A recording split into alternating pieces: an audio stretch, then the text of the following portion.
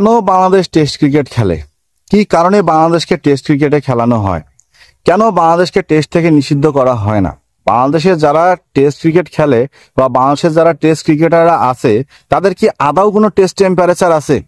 আমার তো মনে হয় বাংলাদেশের টেম্পারেচারই নাই। বয়স বাড়লে নাকি মানুষ সবসময় শিশু হয়, বাংলাদেশের ক্রিকেটাররাও ঠিক তেমন। যতই বয়স বাড়তিছে অভিজ্ঞতার ঝুলি নিয়ে তারা শিশু হয়ে যাচ্ছে।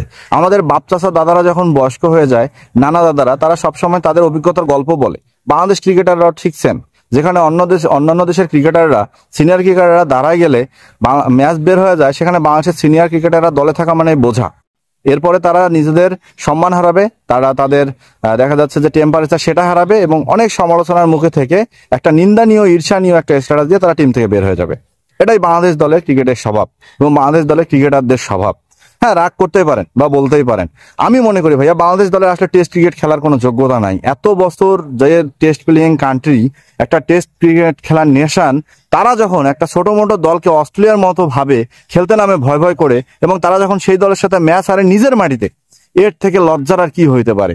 এই টেস্টটা যদি হারতো বাংলাদেশ হারারেতে, আমার কোনো দুঃখ থাকতো না। আমি উঁচু গলায় বলতাম যে ঠিক আছে, তারা নিজের মাঠে জিম্বাবুয়ে শক্তিশালী, তারা ম্যাচ জিতছে, নিজের মাঠে তারা জিততেই পারে। কিন্তু নিজের মাঠেতে এসে বাংলাদেশ যখন জিম্বাবুয়ের কাছে টেস্ট ম্যাচ হেরে যায়, এর থেকে বড় লজ্জার আর কি হইতে পারে? তাহলে বাংলাদেশকে টেস্ট ম্যাচ খেলার অধিকারটা দিছে কে রে ভাই? বাংলাদেশকে আমি মনে করি টেস্ট স্ট্যাটাস কেড়ে নেওয়া দরকার। যেভাবে ফুট করে দেওয়া হয়েছে ঠিক সেভাবে এভাবে কেড়ে নেওয়া দরকার। কেড়ে নিয়ে একদম পাশা লাথি দিয়ে টেস্ট ক্রিকেটের র্যাঙ্কিং থেকে বের করে দেওয়া দরকার। এদের খেলার কোনো যোগ্যতাই নেই। বাংলাদেশের যারা টেস্ট ক্রিকেট খেলে, যে টিমটা আছে, এই টিমে যারা আছে তারা মানে কালে ভদ্রে একটা করে 50 মারবে, একটা করে সেঞ্চুরি করবে এবং সেই সেঞ্চুরি দিয়ে তারা 10টা টেস্ট ম্যাচ খেলবে। তাদেরকে কি জন্য বাংলাদেশ ক্রিকেট বোর্ড টেস্ট খেলে? আসলে এখানে প্লেয়ারদের দোষ দিয়ে লাভ কি? সালাউদ্দিন স্যার একটা কথা বলছে না যে প্লেয়ারদের দোষ দিয়ে লাভ নাই, কারণ প্লেয়াররা যথেষ্ট পর্যাপ্ত খেলার সুযোগ পায় না। আসলে এই কথাটা সত্যি।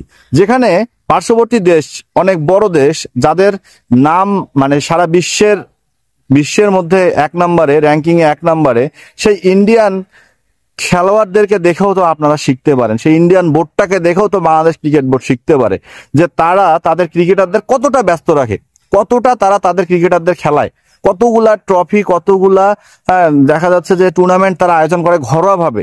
যে প্রত্যেকটা ট্রফি, প্রত্যেকটা টুর্নামেন্টের ইন্ডিয়ার সবগুলা ওয়ার্ল্ড ক্লাস মানের টুর্নামেন্ট হয়, যেখানে ইন্টারন্যাশনাল লেভেলের খেলাও এতটা প্রতিযোগিতাপূর্ণ হয় না যেটা ইন্ডিয়ান টুর্নামেন্ট ঘরোয়া লিগে হয়।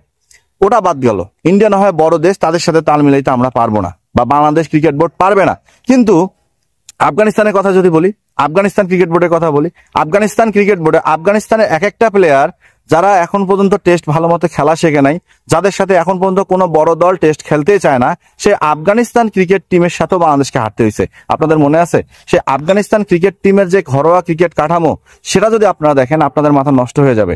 আপনারা ভাবতেই পারবেন না যে আফগানিস্তানের ক্রিকেট কাঠামো এতটা স্ট্রং। সেখানে বাংলাদেশের ক্রিকেটাররা কালে ভদ্রে একটা করে 50 মারবে, বাংলাদেশের নিউজ প্রোটোকল তাদেরকে নিয়ে অনেক বেশি আলাপ আলোচনা করবে, তাদের তুলে ধরবে এবং তাদের ধূপ করে পারফরমেন্স নিচে নামা যাওয়ার পর তারপর তাদের নিয়ে নিউজ বিক্রি করা বাংলাদেশ শুরু করে দিবে। সেখানে বোর্ডের দোষ দিবেন, দেন, কোনো সমস্যা নাই। আরে ভাই, বোর্ডেরও দোষ, ক্রিকেটারদেরও দোষ। ক্রিকেটারদের কোনো চাহিদা নাই, ক্রিকেটারদের চাহিদা শুধু টাকা। টাকার জন্য বাংলাদেশের ক্রিকেটাররা ক্রিকেট খেলে, সুনামের জন্য বাংলাদেশের ক্রিকেটাররা ক্রিকেট খেলে। বোর্ড পরিচালকরা যেমন আসে তাদের বিজনেস বাড়ানোর জন্য, ক্রিকেটাররা তেমন আসে তাদের নাম কামানোর জন্য। বাংলাদেশ ক্রিকেটে আসলে এটাই সত্যি কথা, যে তারা সব সময় নিজেদের কিভাবে নাম কামানো যায়, বাংলাদেশ ক্রিকেট বোর্ডের প্রেসিডেন্টরা যেমন আসে, তারা খেলে কিভাবে তাদের ব্যবসায় লাল বাতি থেকে সবুজ বাতি জ্বালানো যায়, বাংলাদেশ ক্রিকেটের প্লেয়াররাও তেমন আসে নিজেদের কেরিয়ার না, নিজেদের নাম কামানোর জন্য, যেন নাম ভাঙিয়ে ভবিষ্যতে খাওয়া যায়। ক্রিকেট কোথায় যায় যাক, তাদের দেখার বিষয় না। আজকে এই কারণেই বাংলাদেশ জিম্বাবুয়ের সাথে অবপতন। আমি যখন প্রথমে ভিডিওতে বলছিলাম যে বাংলাদেশ জিম্বাবুয়ের সাথে হারবে এবং 2টা টেস্টই হোয়াইট ওয়াশ হওয়ার সম্ভাবনা আছে, আপনারা অনেকেই আমাকে গালি দিচ্ছিলেন, অনেকে আমাকে বলতেছিলেন আপনার পেশাল থামান, আপনি শুধু এই কথাগুলো বলতেছেন। প্রমাণ পাইছেন, প্রথম টেস্টে হেরে গেছে বাংলাদেশ, তাও 4 দিনে বাংলাদেশ টেস্ট হারছে, তাও কি জিম্বাবুয়ের সাথে। এর থেকে লজ্জা আর বাংলাদেশ ক্রিকেটে কি হইতে পারে? যদি এই লজ্জা থেকে কি আবারও বাংলাদেশ শিক্ষা নিবে, নাকি বাংলাদেশ এই লজ্জা থেকে নিজের গলায় ওকরার গাছ বা কচু গাছ খুঁজবে, যে আমরা গলায় দড়ি দেই? খুঁজবে না ভাইয়া, কারণ তাদের লজ্জা নাই, তারা লজ্জাহীন ব্যক্তি।